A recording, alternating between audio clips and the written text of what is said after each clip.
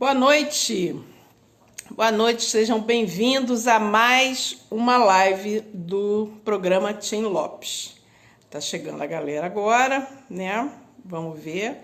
Hoje a gente tem como entrevistado e como convidado, muito gente boa, a gente tem o Dimitri Túlio, né? O Dimitri, ele mora em Fortaleza, no Ceará, e ele vai conversar aqui com a gente sobre essa cobertura que ele faz, não só de segurança pública, como também de meio ambiente, de direitos humanos, tá? Agora o Dimitri me deixou na mão na hora do teste. Ah, mas agora ele entrou. Pô, nem acredito quando ele entrar, porque eu vou falar bem dele quando ele estiver aqui ao vivo, que aí é bacana, é legal. Tá aguardando ele. Como vai? Tudo deu certo, né? Deu certo. Larguei tudo aqui só para ficar com você aqui. Bora Isso é bom, é bom. Me diz uma coisa, se o som não estiver legal, a galera sempre avisa pra gente, aí eu dou um toque, né? Porque tá dando um barulhinho aí, eu não sei o que é. Você tá com fone, alguma coisa escondida? Não, né? Não. Eu não botei fone, então, porque quando eu boto ele complica.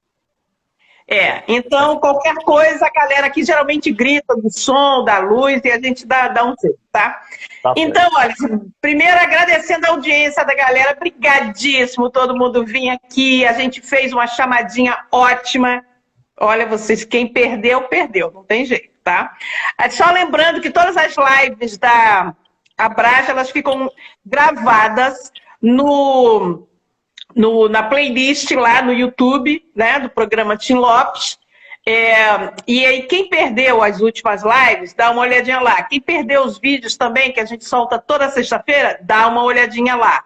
E também um outro detalhe, vocês sabem que a gente também solta toda sexta-feira esse vídeo que é bacana, que são dicas de jornalistas para a gente fazer um trabalho melhor, um trabalho bacana. Então, a gente amanhã vai ter um vídeo que está espetacular. Aliás, como todos os vídeos ficaram espetaculares. Amanhã vai ser o Edu Carvalho, que é o jornalista que mora aqui na Rocinha, no Rio de Janeiro. E hoje a gente vai conversar com quem? Com Dimitri Túlio, mas ele tem mais nome, peraí. Silva Araújo. Mas é claro, todo mundo só conhece ele como Dimitri Túlio, ok?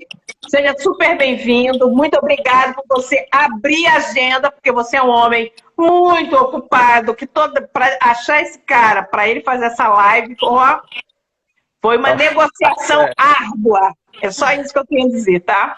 Muito obrigado, querido.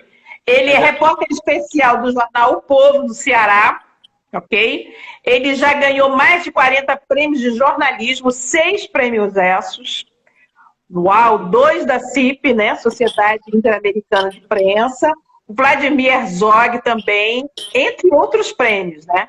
E ele sofreu recentemente, e a gente vai falar sobre isso, alguns ataques por conta de uma crônica que ele fez. Além de ser repórter especial, ele também é cronista do Jornal Povo. Muito obrigada por você ter aceito, seja super bem-vindo. Dá um oi, um salve para a gente começar aqui essa conversa.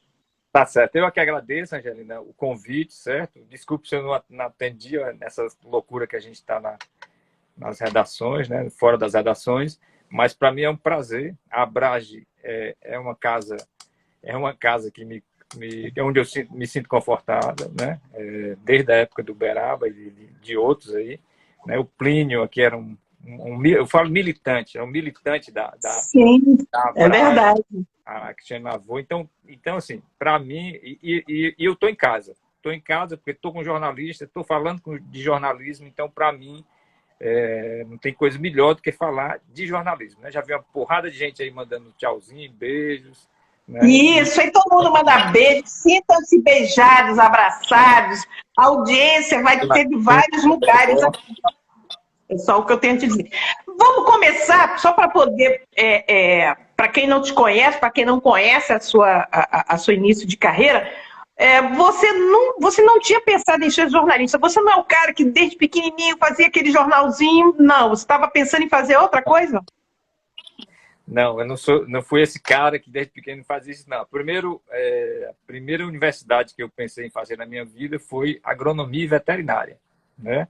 Na verdade, eu fiz o vestibular, levei pau na agronomia e fiquei nos classificáveis da veterinária. Ainda bem que eu não entrei, né? Se tivesse entrado, também gostaria, porque me relaciono muito bem com essa história da terra, de animal e pá. Mas o jornalismo eu fui porque a minha irmã, que hoje é professora da Universidade Estadual aqui, é formada em letras, ela falava numa comunicação social, né? Uma comunicação social, e que essa comunicação social as pessoas viravam jornalistas, não sei o quê, pá, pá, pá.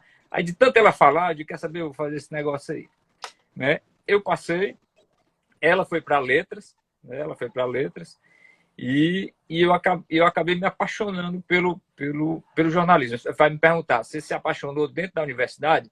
Dentro de pedaços da universidade, né? Dentro de pedaços da universidade, a Universidade Federal do Ceará, que é uma escola maravilhosa, mas com alguns professores, com algumas pessoas que mexeram com a minha cabeça. Mas, e essa parte da universidade, onde a gente está lá para o debate, está lá para aprender a falar, né? Está lá para aprender a brigar, entre aspas, a lutar, a discutir. O mercado, quando eu cheguei no mercado, eu morria de medo do mercado, né? Não era mesmo esse estudante do texto, né? Eu digo, meu Deus, o que é que eu estou fazendo? Como é que eu vou para dentro de uma redação se eu não sei escrever um lead, né? E aí, depois você entra no mercado, vai entrando naquela lagoa, cobre os pés, cobre as pernas, depois você está nadando, você está de braçada dentro do mercado. E eu sou um bicho de redação. Eu ainda sou um bicho de redação, né? As pessoas até brincam comigo, Demitri, vai mudar? Eu digo, olha, eu adoro redação, né? Eu adoro redação, eu gosto de redação, eu gosto de reportar, né? É a minha praia. Eu tenho 24 anos, vou fazer 25 anos de profissão. A gente vai, quando tem as viradas dramáticas do jornalismo, né, da carreira, né, tem os pontos de viradas, né, a gente fica... eu tenho mais 6 anos dentro de uma redação, em tese, né, se o Bolsonaro não inventar mais alguma coisa aí. Mas, né, porque ele fica inventando. Eu tinha 3, agora eu tenho 6, depois sei lá quantos vão aparecer mais. Mas eu estou num momento também que estou pensando o que é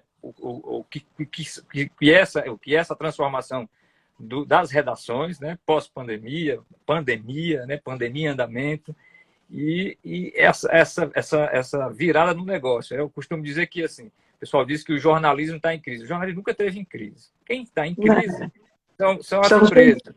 É o negócio. É o negócio, né? O jornalista pode estar em crise, mas dele. Mas o jornalismo nunca vai estar em crise, né? O jornalismo, ele nesse momento que a gente está vivendo, eu não vou dizer era, não, porque é empoderar muito o Bolsonaro. Esse momento terrível do Bolsonaro, esse momento terrível da extrema-direita no mundo, é o jornalismo que ainda puxa a gente para alguma mudança, né? É o jornalismo onde a gente tem aquele barco que se espatifou na pedra, aí aquela madeira grande que está lá e que todo mundo vai segurar, é o jornalismo, né? Não tem para onde correr, né? Não tem para onde... quem está, assim, eu não gosto dessa palavra, mas quem está na linha de frente nesse momento político é o jornalismo. Eu posso discordar da Globo, posso discordar do Globo, posso discordar de não sei quem, posso discordar de qualquer empresa, mas esses profissionais que estão lá dentro são essas pessoas que estão fazendo a diferença no meio desse momento de mentira, né? Então é isso. Dimitri, eu acho que você tocou aí em 2 coisas bacanas que acho que a gente pode bater mais uma bolinha antes da gente entrar nas questões da sua carreira. 2 coisas que eu acho interessantes e que aconteceram também comigo, né? Na faculdade, alguns professores são fundamentais para despertar na gente o amor por aquilo que você nem sabia que era apaixonado, entendeu? Exatamente. Né? Eu também, quando entrei na faculdade, eu queria fazer publicidade. Olha só, gente. Depois eu achei que era um horror. Mas eu encontrei um professor, que é o Nilson Lage, uma sim. aula dele que eu falei assim, nossa, isso é o que eu quero fazer, né?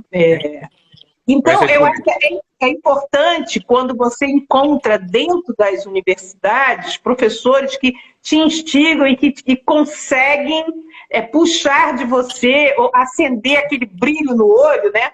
De você falar assim, cara, é isso que eu quero fazer, eu vou me apaixonar por isso, né? Que você nem sabia que era uma grande paixão. Eu Pois é. também eu decidi fazer jornalismo na véspera. Jornalismo não, comunicação social. Né? Eu também queria ser agrônoma. Olha só, viu como nós temos coisas em comum? Eu também queria fazer agronomia. Ó, viu? Uma hora a gente vai descobrir. Vamos descobrir até que é parente daqui a pouco. Vamos. Nossa, e uma hora que a segunda coisa que eu achei interessante que você falou foi a questão dessa convivência de redação, né? Você é um bichinho de redação, mas essa convivência entre os jornalistas veteranos, os novatos, a troca de informação, um dando força para o outro, um dando toque para o outro, isso é importante na formação. Como é que você encara, como é que vai ser isso agora? Quer dizer, com a pandemia, muitos jornais, o trabalho foi remoto, né? A gente não sabe como é que vai ser daqui a pouco. Vai se perder isso? Pois é. A história com a pandemia em andamento ainda, né? Ela separou muito a gente, né? Ela separou esse pegar do dia a dia, né? Aqui em Fortaleza, no Rio também tem. Mas aqui a gente uma redação. A redação do Jornal O Povo é uma redação muito pegajosa, certo? É uma redação muito que as pessoas se abraçam, estão ali, brincam, frescam, não sei o quê, papapá, discutem, brigam, né? Reclamam da matéria do outro, não sei o quê, enfim. Então você, e com essa quebra do isolamento social, a gente parece que só se relaciona com aqueles mais próximos agora, né? Ou logicamente, a gente está lá, porque a gente também é uma figura zapiana, né? Esse homens zapians, né? A gente é essa figura zapiana, então a gente está ali nessa extensão, né? O grupo dos editores, o grupo dos repórteres não sei o quê, o grupo da segurança, o grupo, e você fica naquela conversa. Mas é diferente, né? É diferente do dia a dia, você está lá, né? Que você às vezes não está nem produzindo uma matéria, mas a sua presença na redação é importante porque você vai participar de uma discussão, vai gerar uma discussão que no final do dia vai ter uma matéria que está transformada, a manchete do jornal, né? Tem essa história. Essa efervescência, esse cafezinho, a brincadeira de você passar e ver um coleguinha escrevendo um livro, você dar um palpite, ele te pedir uma informação, isso eu acho que é uma coisa que a gente vai ter que estudar daqui a pouco, em algum momento vai se falar daqui a pouco o que essa geração que está se formando agora vai perder dessa convivência, né? Exato, né? E tem outra coisa, viu, Angelina? A gente está se acostumando, Brasil, o jornalismo, a gente está se acostumando, os adventos dos portais eles são imprescindíveis, né? E eu considero a velha editoria de cidades, certo? A velha editoria de cidades, que é aquela da porrada que tem tudo e não tem nada, e tem uma informação a cada minuto, papapá. Então, eu considero a velha editoria de cidades, né? A antiga editoria de cidades. Mas uma boa parte desses repórteres, eles não saem da redação. Com a pandemia, aí é que a gente não saiu mesmo da redação. A gente se trancou dentro de casa e resolveu a coisa por telefone, e resolveu a coisa por zap, né? E eu falo isso por mim também, porque às vezes eu estou conversando com uma pessoa, a pessoa não quer, eu digo, vamos fazer o seguinte, eu vou mandar perguntas e você me manda por áudio, né?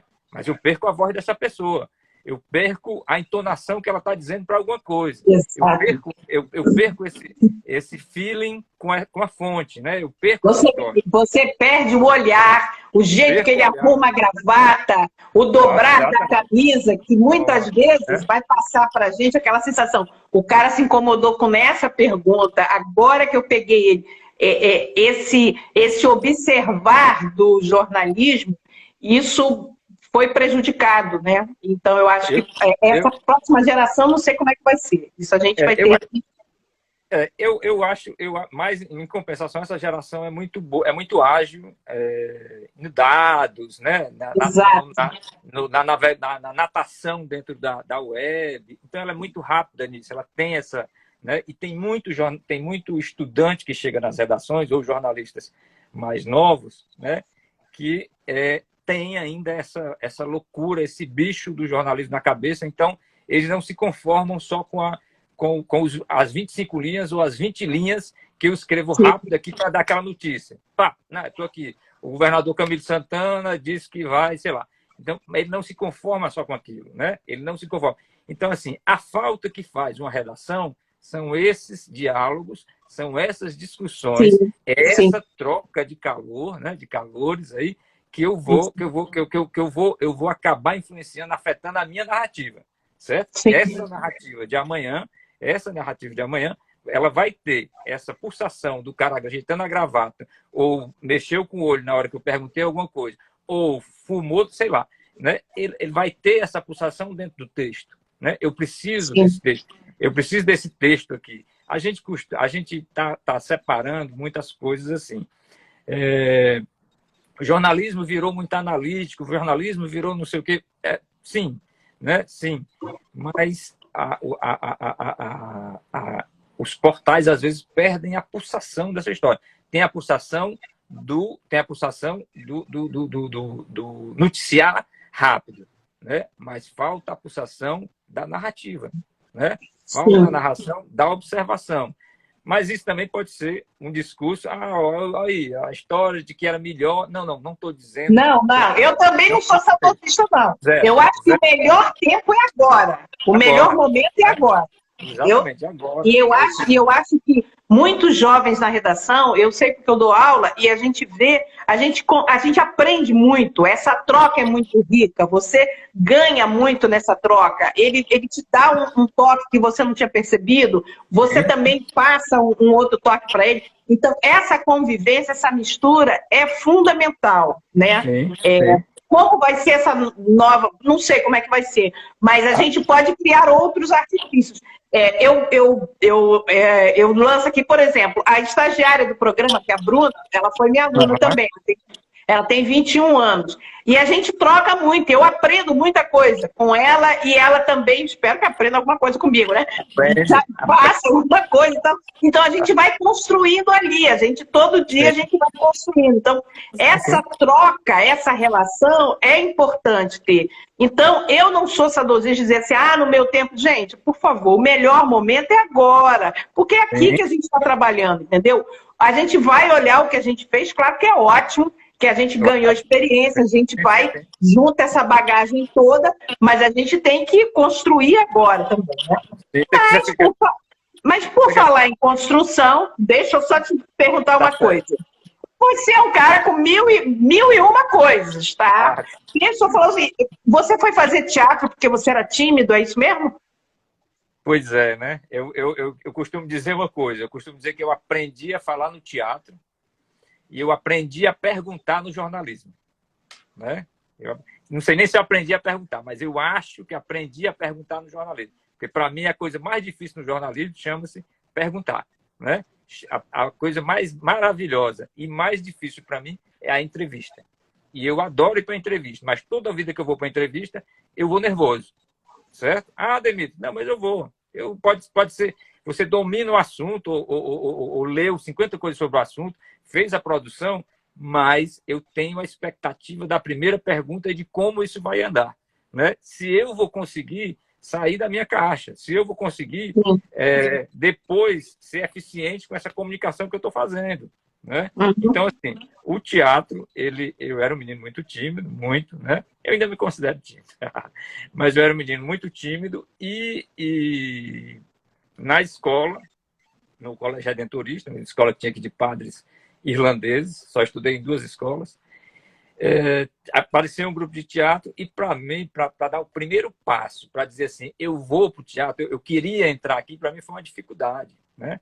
Mas quando eu entrei e quando eu fui para cima de um palco e quando eu tive que ficar nu ali diante da plateia, diante dessa história, eu comecei eu digo, não, é essa história aqui, né? E depois eu fiz teatro na Universidade Federal do Ceará, né? E tinha uma coisa engraçada, uma coisa que eu passei por um diretor, lá o Santos, e ele dizia assim, e era uma coisa que depois eu fui ver, ele dizia, Demitri, sei lá, estava fazendo algum espetáculo, ensaiando algum espetáculo, ele dizia, eu não quero o corpo do jornalista. Né? Eu não quero o corpo do jornalista. Eu digo, mas que corpo? Eu digo, a postura que você tem de jornalista, a fala que você tem de jornalista, nesse momento eu não quero esse corpo. Você vai achar outro corpo aqui. Então, essas histórias do teatro, que ela foi me botando para quebrar algumas coisas, para quebrar algumas certezas que eu tinha, para que eu não tivesse vergonha de ser ridículo, né?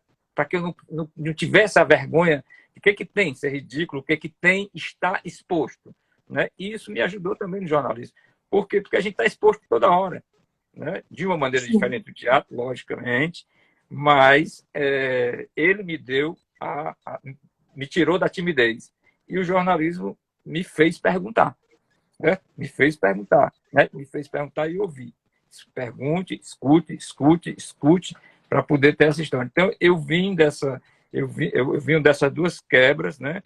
Essas duas quebras, e depois eu vou para uma coisa bem contrária a isso, né? Que eu entro na escola militar, que é uma coisa fechada, conservadora, chata, né? Escrota, né? E eu fui para dentro de um quartel, fui para uma escola de sargentos. E ia indo para a escola... ficou 5 anos, né? 5 anos. 5 anos, eu tinha terminado o básico ainda tinha básico, né? Na Universidade Federal do Ceará, do jornalismo, e tinha acabado de participar de uma invasão com os estudantes naquela famigerada sala do SNI que tinha dentro das universidades, a ASI, se eu não me engano, né? Que tinha lá a vida de todos os estudantes, todos os professores, quem transava com quem não sei o quê, quem fumava maconha, quem não sei o quê, quem era comunista. Eu estava naquela história. Quando terminou esse semestre, eu estava dentro da escola militar. Né? Fui porque não tinha grana, não tinha dinheiro para pegar o ônibus, meu pai tinha ido embora, e é uma história longa, e fui para essa escola. E acabei ficando 5 anos. Mas no dia que eu entrei, eu já sabia que ia sair. Porque eu tenho raiva da escola militar ou da polícia de onde eu estive. Não tenho raiva. Não tenho raiva da polícia militar, não tenho raiva dali. Mas não era a minha vocação, não era a minha história, não era o meu, não era a minha narrativa, não estava ali. Né? Depois eu fui reportar sobre algumas coisas de lá. Até as pessoas, às vezes, alguns amigos ou pessoas que não gostavam de mim, depois que eu saí, diziam, porque eu fazia muita matéria contra policial bandido, e dizia, você está se vingando da polícia? Eu, de jeito nenhum, não tem vingança da polícia. Né? Eu estou falando de policiais que não deveriam ser policiais. Né? Estou falando de estruturas que não deveriam existir, desse jeito aqui. Tem nada a ver, isso aqui é jornalismo, a história não é essa, passei por isso aí, e como você disse, o tempo sempre vai ser agora. Né? O tempo vai ser, a gente se liga ao passado, se liga, mas o tempo é esse aí, o tempo quando eu saí de lá, saí e entrei de cabeça no jornalismo. E tinha que entrar, porque a minha sobrevivência era o jornalismo. Que não deu muito dinheiro, mas era a sobrevivência. Mas dá um prazer danado, gente. Se alguém entra no jornalismo achando que vai ficar rico, olha, eu posso dizer, tem 36 anos dessa brincadeira e não dá para ficar rico, não. Mas a gente se diverte, a gente faz coisa bacana, a gente modifica muita coisa, a gente consegue influenciar para modificar, e isso é que dá um prazer danado. Mas, Dimitri, olha só, tem um monte aqui de gente mandando beijos, que bom te ver, mandando abraços, acenos, tá um negócio, um fã-clube danado, tá? E tem até uma brincadeirinha paralela da Thaís e da Bruna, não vou nem comentar, hein, vocês duas, hein? Olha só, Daniela, mas tem pergunta da Daniela 9131. 9131, quem sabe, nunca se sabe. Dimitri é cronista, tem uma coluna semanal no Povo. Como ele trabalha os temas de cobertura noticiosa de segurança pública, por exemplo, dentro das crônicas dele, já que tem um viés literário, como é que você consegue fazer essa transitar num temas pesados e jogar um toque literário na crônica? Como é que você consegue fazer isso?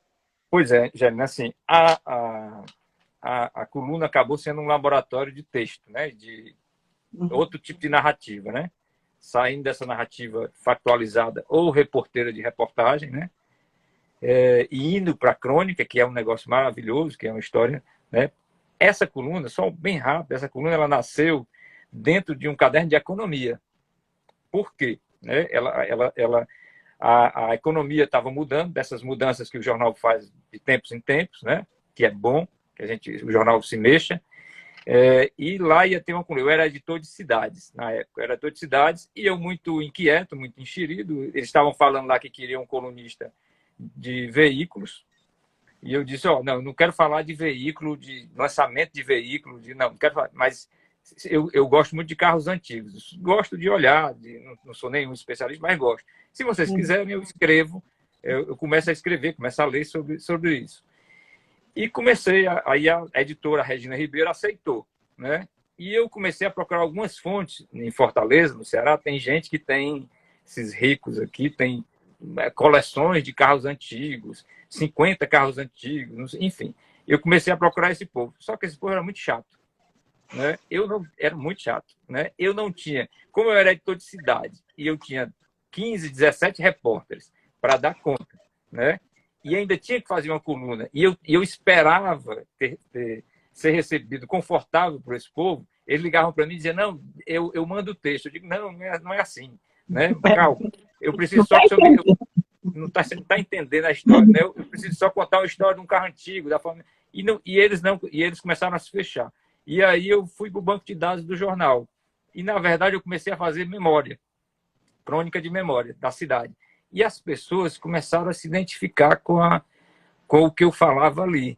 Brincadeiras do tipo, textos do tipo. Eu nasci num bairro aqui em Fortaleza chamado Porangabuçu, ou Rodolfo Teófilo. Né? Era um bairro de classe média baixa, né? E era daquelas famílias antigas, onde eu morei com meus 6 irmãos, avô, avó, bisavó, pai, mãe e os parentes que vinham do interior para se tratar de câncer, para se tratar de não sei o quê. Então, esse universo, né, esse universo da cidade, esse universo, eu comecei a botar na crônica. Agora, você vai me dizer, se isso era consciente? Eu digo, olha, isso era o seguinte, eu era editor de cidade, tinha que fechar um caderno, tinha que pautar, e eu tinha que escrever um texto, uma crônica. E então, eu saía escrevendo o que vinha de memória na minha cabeça. E isso passou a pegar o leitor. Eu me admirei, isso no 2001, talvez, eu comecei a receber e-mails, as pessoas diziam, aparece lá em casa, parece não sei o quê, papapá. E eu comecei a escrever sobre isso. Só que depois de um tempo a coluna virou, ela é chamada Das Antigas. Ela virou e eu passei a escrever, eram crônicas, mas eu comecei às vezes, alguma reportagem que eu fazia, ou alguma matéria factual que eu fazia, como eu não podia opinar dentro da matéria factual, logicamente, né? Como eu não podia misturar a opinião com essa história, eu comecei a levar essa observação para a coluna. Né? Eu comecei a trafegar nisso, tanto que tinha leitor que reclamava, que ele dizia, eu não quero saber de matéria, eu não quero saber de você falando de matéria, eu quero memória da cidade, né? Eu quero rir. Era sábado, a coluna virou depois do domingo. Eu quero rir, eu não estou atrás de análise, estou atrás da memória. Então eu ficava trafegando uma hora memória, uma hora era comentário das matérias, uma hora era o bastidor que eu não podia botar na matéria factualizada ou na reportagem, né? Uma hora era invenção, porque aí eu partia também às vezes por conto, né? Ficava nessa história e ela pegou, né? Então assim, a coluna para mim, né? Aí a relação com o leitor é outra. Ela foi um laboratório de texto, de outra possibilidade de texto. Eu saí da história tanto do texto factualizado como do texto reporteiro. O texto reporteiro mais cronicizado, que a gente pode ter uma liberdade. Mas a crônica me deu outra dimensão de texto, outra dimensão do olhar. E pegou, né? Vai dizer assim, você esperava ser cronista um dia, eu não esperava ser repórter, eu não esperava ser editor, eu não esperava ser jornalista, certo? Mas me encontrei nessa história. Como você mesmo falou aí, eu não esperava ter esse caso de amor e acabou aparecendo. E é um caso de amor, assim, que uma hora você está bem casado, outra hora você está mal casado, outra hora você quer se casar de novo. Então, o jornalismo é essa inconstância, essa inquietação, mas é uma coisa que transforma primeiro o jornalista, eu acho, né? Primeiro é a gente, primeiro é o produtor dessa história, e depois eu acho que a gente mexe, sim, com as estruturas que tem que mexer, né? Eu encaro o jornalismo como agente público, não essa definição de agente público que a gente tem, mas a gente é um agente público, né? A gente é um agente público, a gente é tão louco, a percepção é tão louca, engraçado. Eu desci com a minha companheira, que é a Fátima, para almoçar no restaurante aqui perto de casa, e a gente estava sem máscara. Esqueceu as máscaras, as duas máscaras. A gente já estava no restaurante. Ela, e agora? Eu digo, vamos voltar.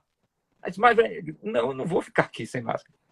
Imagine aí se eu vivo falando nas colunas dessas histórias e estou sem máscara aqui, não tem nem perigo. Mas eu digo, não, eu vou buscar a sua. Aí não, aí nós dois voltamos, passamos para pedir desculpa à porteira, para exemplo, pediu desculpa, botamos a máscara e voltamos para lá. Então, assim, é o jornalismo que faz isso. É a cidadania? Sim. Né? A cabeça cidadã que a gente tem, mas o jornalismo me bota nessas histórias. E com prazer, né? Sem dor. Você fala muito dessa questão dessa paixão, que você gosta de fazer entrevista, você gosta de escrever, e que você fica preocupado cada vez que você vai entrevistar. Você ainda sente frio na barriga na hora que vai começar a história? Sinto, muito, né? Muito frio, né? Isso não é desconforto. Isso não é desconforto. Isso é ansiedade? Acho que não. É expectativa.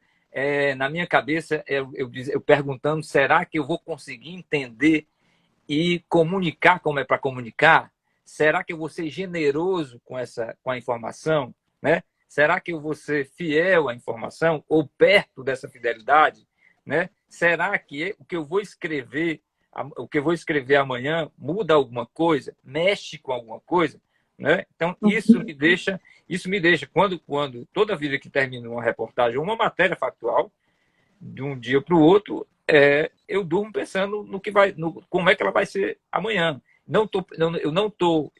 Eu desencuquei há muito tempo, e isso é uma coisa lógica, com a recepção, porque graças a Deus a gente não controla a recepção. Né? Graças a Deus. A gente procura a audiência, vamos ver como é que está. A gente vai para lá e para cá, mas você não vai ter uma teoria que vai definir. É essa aqui, por isso que está dando isso. Não, é mentira. Você não controla a recepção. Né? A experiência do outro é diferente da minha como jornalista e vai ser. E é bom essa história, é bom esse confronto, é bom esse encontro, é bom o desencontro. Né? Não dá para não ser diferente. Eu sinto ainda esse friozinho aí do primeiro beijo na boca com o jornalismo. Esse frisson é que mantém viva a chama mesmo, isso é bem interessante. Uma outra coisa, no Instagram você se solta mais, você documenta mais a questão do meio ambiente, você é preocupado em saber o nome dos passarinhos, o nome das borboletas. Por que isso? Você achou um novo caminho? Você está testando uma nova linguagem também? Eu fotografo, né? Mas os fotógrafos dizem que eu não sou fotógrafo. Eu digo, legal. E ficam com raiva quando eu digo, não, mas para mim a fotografia é texto. Né? Para mim a fotografia é texto. Né? É narrativa, né? E eu estou brincando com os fotógrafos. Ali partiu de uma coisa. O meu Instagram, no começo da história, ele nem era...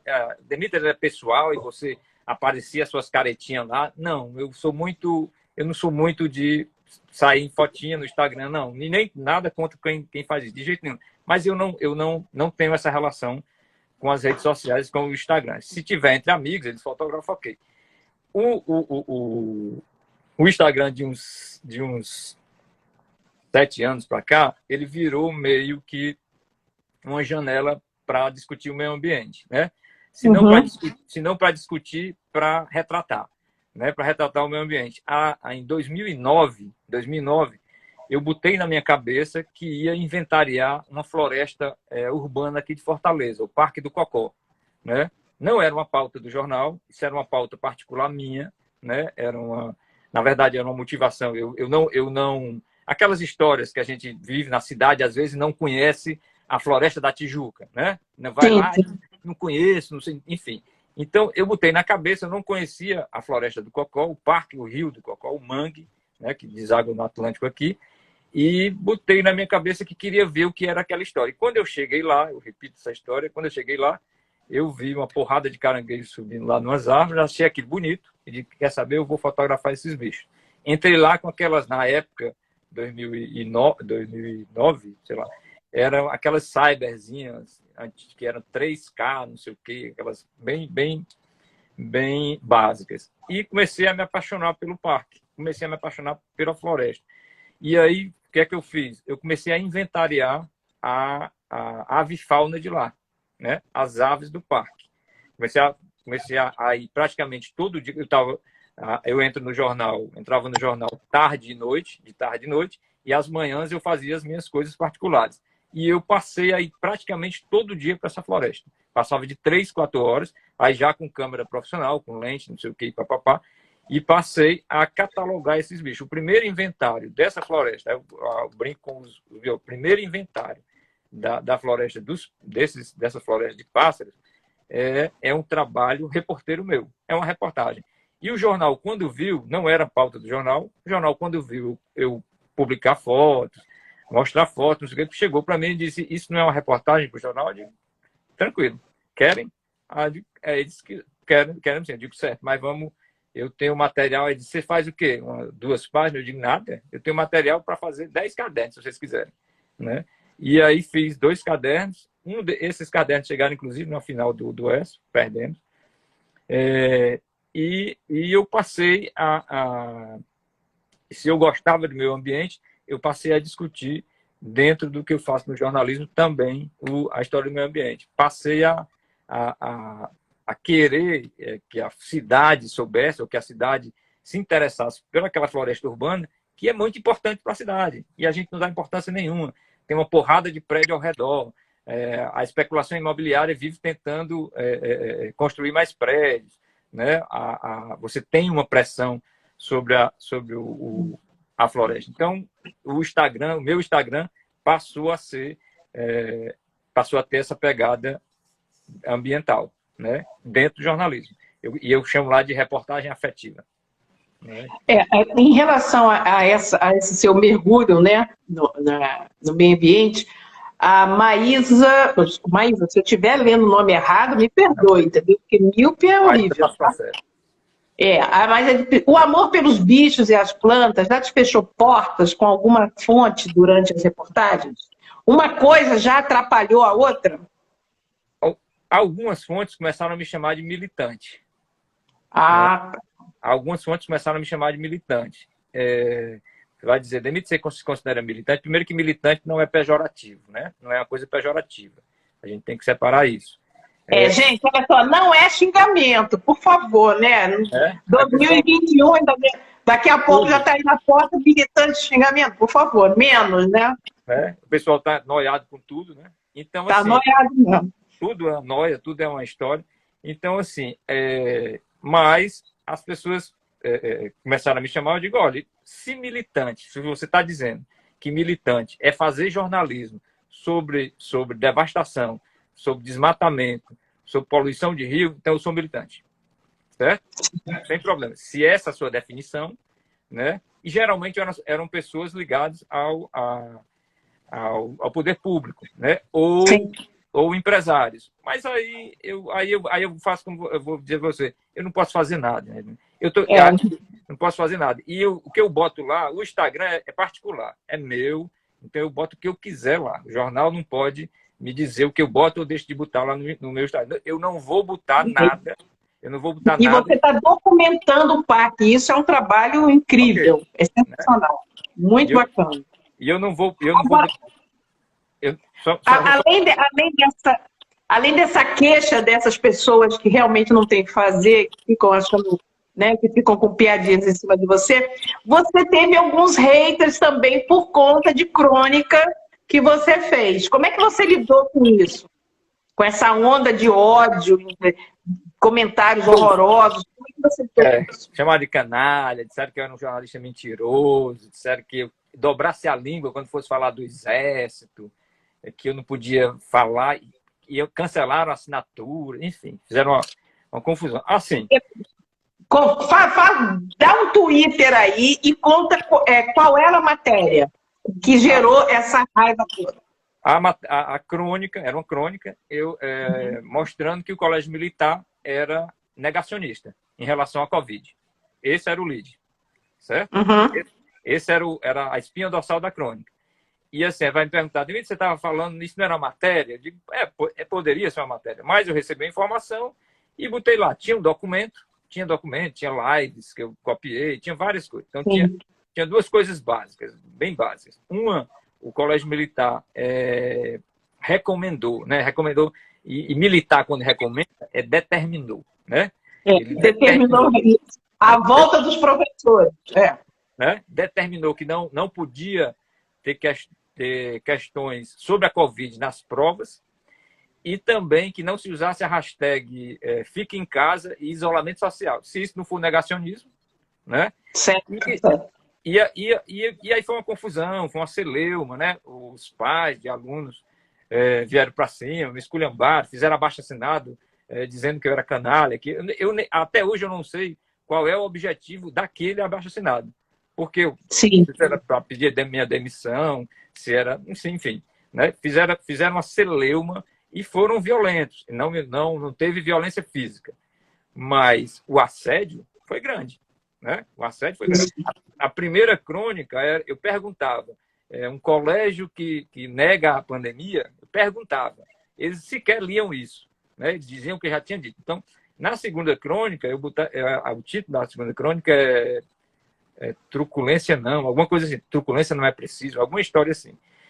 E eu ia falando que o exercício do jornalismo está no jogo, né? A gente faz matéria, a gente faz crônica, a gente faz uma narrativa, a gente não vai agradar todo mundo, certo? Beleza. Agora, não podia partir para agressão, não podia partir para a violência do jeito que foi nas redes sociais, né? Esse linchamento moral, essa onda de ódio é absurda. Não, aí essa história. Aí quando foi um mês e 4 dias depois, o Colégio Militar, a DEPA, que é aí no Rio de Janeiro, a Diretoria de Ensino e Assistência, não sei o quê, que é do sistema dos colégios militares no Brasil, determinou que todos os colégios militares do Brasil voltassem dia 21, independente dos decretos estaduais. Né? Quer dizer, o autoritarismo é um negócio fantástico. Inclusive, eles botam lá o coronel, alguma coisa Machado, Francisco Machado, bota lá, os colégios militares são estabelecimentos sui generis. Que história é essa? É uma escola pública, federal, certo?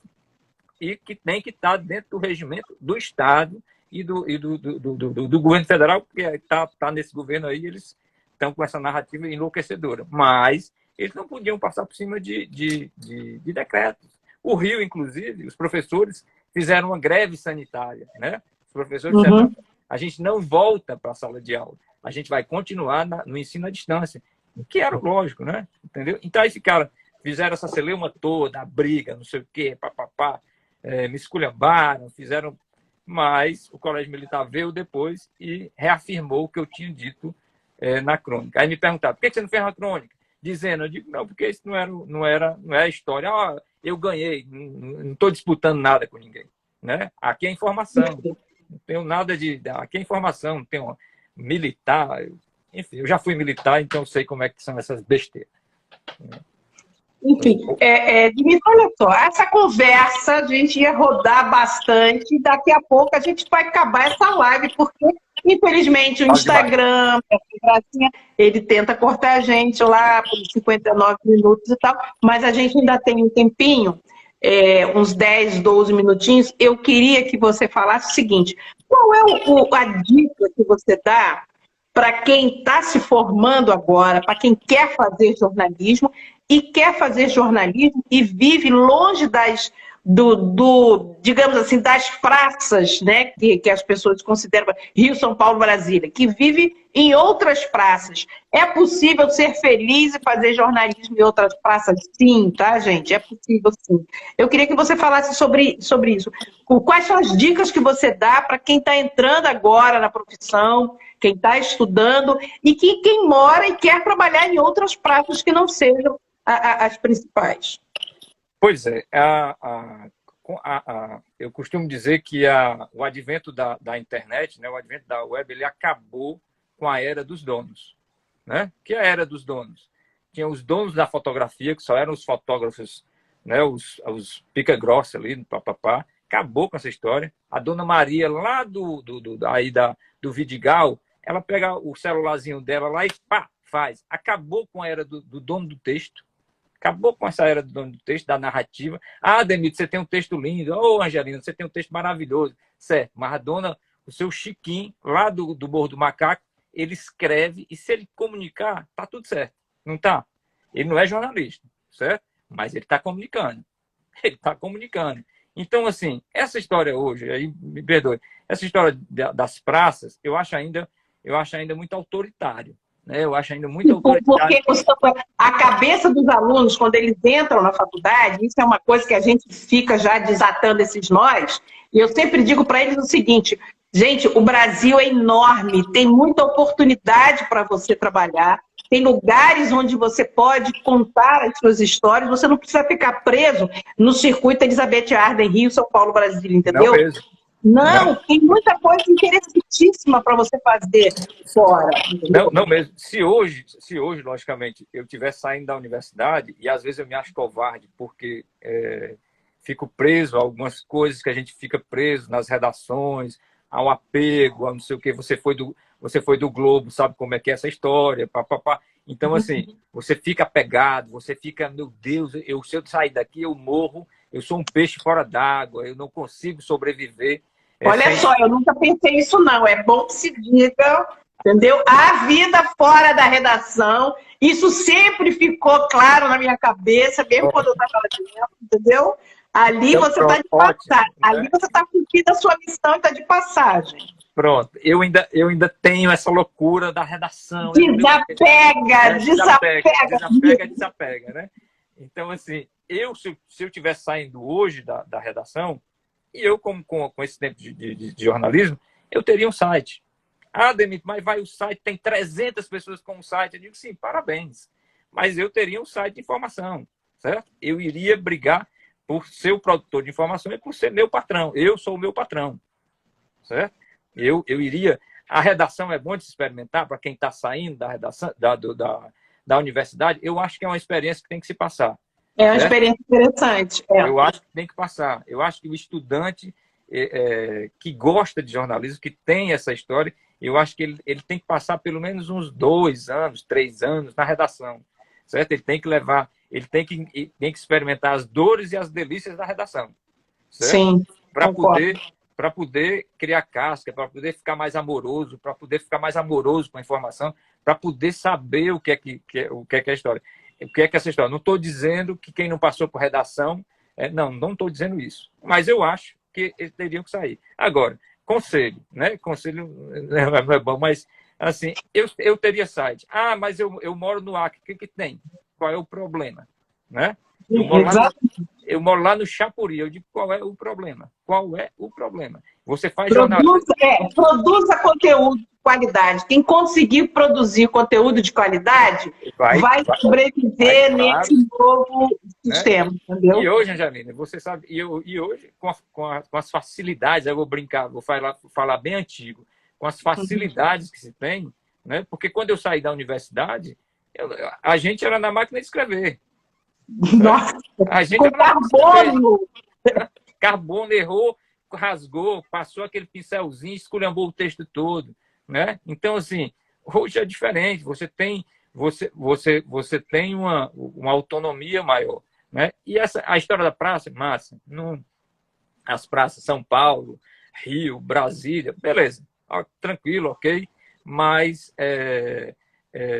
qualidade de jornalismo não se mede pela praça, certo? Exatamente. Ela não vai se medir pela praça. Não vai mesmo, certo? Ela não vai se medir pela praça. Ah, porque o pessoal da Folha. Parabéns, pessoal da Folha, massa, maravilha. Respeito o pessoal da Folha, ótimo. O Globo, o falecido, perdão, eu ia falar uma besteira, mas não vou falar.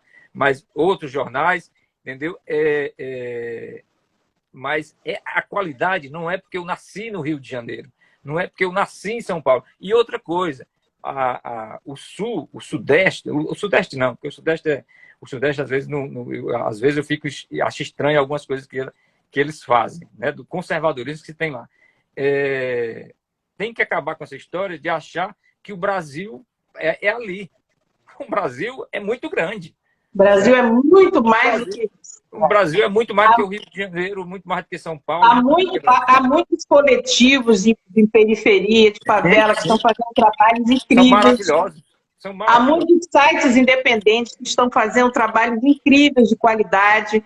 Então, eu sempre recomendo para os estudantes que eles têm que ampliar o olhar e começar a procurar outras praças, né? Outros locais para se informar, porque tem muita coisa de qualidade. E já comecem a produzir, seja lá o que for. O Dimitri não tem lá o Instagram que está fazendo lá o levantamento do parque? É a mesma coisa. Crie o seu Instagram, faça alguma coisa, produza. Não fica esperando cair chuva, porque... Não. E quem gosta de jornalismo, eu ensinei aqui numa universidade particular, na Unicef. Né? Eu ensinava texto, narrativa lá. E para o jornal também tinha um projeto que eu chamava de projeto particular de reportagem. Era esse projeto que estava desatrelado do jornal, onde eu trabalho, no meu caso, do Povo, né? E eu ficava mirabolando que reportagem eu ia passar. Eu ia passar sem a pressão do jornal 2 anos. Eu passei 2 anos com traficante de papagaios, traficante de animais. Passei 2 anos indo para a feira, fazendo com celular, comprando papagaio e deixar no Ibama, não sei o quê, papapá, até que a matéria engordou, né, incorporou e foi lá. Isso era um projeto particular. Ah, Denise, sim, eu tenho essa motivação. E é massa que eu recebo minha pauta lá do jornal, faço massa, mas que eu esteja inquieto fazendo outras coisas. Né? Eu não sou extensão do jornal, nem o jornal é minha extensão. Né? São 2 seres independentes. Logicamente, eu estou lá, trabalho lá, mas isso independe do que eu estou pensando em fazer. Né? Então, assim, eu acho que os estudantes, para usar uma expressão bem do cearenseis, às vezes muito moles para essas aventuras sozinhos. Você falou dos coletivos. Eu quando conheci os coletivos aqui na periferia de Fortaleza, de poetas, você fica enlouquecido. Fica enlouquecido. Tem autores lá que eu nunca nem ouvi falar e ficava doido. Eu digo, meu Deus, é porque a gente é preconceituoso. Né? A gente vive nas áreas que a gente mora, no Rio, em Fortaleza. Eu estou falando de alguns jornalistas, nessas zonas mais ricas, e que a gente só reporta o que é da periferia e parece uma coisa distante. Né? A gente não tem parte com aquilo ali. Os nossos caminhos dentro, se a gente for mapear por onde a gente anda no Rio, onde a gente anda em Fortaleza, é na aldeota, é nos bairros mais nobres. Nosso carnaval não sai daquilo ali. Né? Eu pulo o carnaval, não sei aonde eu vou, mas é nesse quadrilátero meio rico, meio classe média, cult bacaninha, papapá, e eu não consigo enxergar as outras cidades que tem dentro das cidades. Eu fico sempre ali. Eu vou ter na memória que no Rio, quando eu chego, eu não saio do Leblon, de Ipanema, não sei o quê, do Calçadão. Eu não consigo sair desse, né? Então eu tenho que quebrar isso. E eu, como estudante, eu tenho que sair, levantar a bundinha da cadeira e conhecer a cidade. Vamos ter automotivação, galera. Agora, uma outra coisa, daqui a pouco vai encerrar a live, mas dá tempo da gente falar rapidinho. Você é um cara que gosta de trabalhar em equipe, gosta de fazer suíte. Você fez vários trabalhos com o Cláudio, que é uma pessoa apaixonante. Ele estava aí. Eu acho que ele é o C71R, seria isso? É isso mesmo. Ah, Cláudio, você se escondendo em 71? Vai dizer que você nasceu em 71. Menos, hein, Cláudio? Menos. Eu te conheço. Então, você gosta de trabalhar em equipe? É um prazer essa troca e manter uma série, uma suíte? Jornalismo é coletivo, né? Não adianta a gente... Ok, que às vezes a gente está... Às vezes aparece só o repórter, como o grande narrador, não sei o quê, mas você tem ali quem diagramou, você tem ali quem diz o design, sei lá, você tem uma porrada de gente. Então, eu não enxergo muito esse trabalho do jornalismo individual. Lógico, a gente tem a motivação individual, tem as nossas idas e vindas individuais, tem as nossas... mas você não tem. Os prêmios que eu ganhei, a maior parte, ela é coletiva. Ela é coletiva. O Cláudio é um parceiro grande no jornalismo aqui. Excelente repórter. Excelente. Maravilhoso. Texto bom, apuração excelente, certo? Um cara do bem, cara muito bom, certo? Cara do bem. Então, assim, e a gente trabalha pelo menos há uns 20 anos, sei lá quantos anos, juntos. E hoje a gente é considerado os antigos da redação, né? Porque a gente chegou lá com 23, 20, não sei quanto, e está até agora. E passou por muita matéria juntos, né? Sim. Passou por muita... E as redações sim, foram mudando. Foram se transformando. Então, assim, o trabalho de jornalismo é muito coletivo, né? Não dá para não ser. Eu não vejo esse jornalista separado ali sozinho, até o Cláudio aí. Tem vários Cláudio Ribeiro. E vários Angelenos. A live já está acabando, porque o Instagram vai cortar o nosso barato daqui a pouquinho. Dimitri, te agradeço demais a sua disponibilidade, seu tempo para vir conversar com a gente. Isso é conversa para virar noite. Muito obrigada. Obrigada a quem esteve aqui com a gente esse tempo todo. Quem chegou depois e perdeu o início, dá uma olhada lá no YouTube, que vai ficar aqui no IGTV também. Dimitri, um beijo enorme. Muito obrigado. Foi um prazerzaço. A gente se esbarra de vez em quando, mas a gente hoje conseguiu conversar bastante. Olha, muitíssimo obrigado, muito mesmo obrigado. É muito legal essa conversa, né? Lhe admiro, né? O Cláudio foi seu primeiro amigo daqui, né? E muitíssimo obrigado, uma conversa boa. Essa conversa de jornalismo, a gente ia... Eu começo dizendo que não quero falar, mas aí quando eu solto a língua... Nossa, aí a gente vai estar na madrugada. Aí vai embora. Obrigado pelo pessoal que apareceu aí. Viu? Só gente... Falou. Um beijo. Beijo grande para todo mundo, uma boa noite. Fica com a gente, acompanha lá na live, tá? Beijo, tchau. Beijo, tchau.